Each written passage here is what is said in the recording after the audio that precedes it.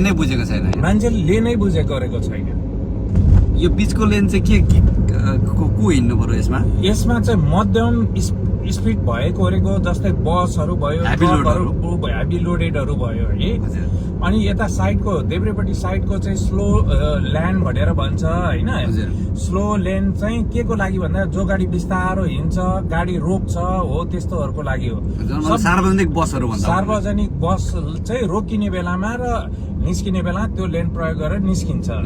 वडाको लेन चाहिँ सबभन्दा दाहिनेपट्टिको लेन भनेको चाहिँ यो फास्ट लेन भन्छ यसलाई। यसमा एकदम छिटो दौडिने गाडीहरू मात्रै चल्ने हो यो उसमा। त्यसमा चाहिँ फर्स्ट प्रायोरिटी भनेको दमकल, एम्बुलेन्स, पुलिसको भेहिकल, भिआइपीहरू, अनि त्यसपछि प्राइभेटको चाहिँ सानो छिटो कुद्ने गाडीहरू चाहिँ हिँड्ने यो लेनलाई चाहिँ फास्ट लेन भन्छ।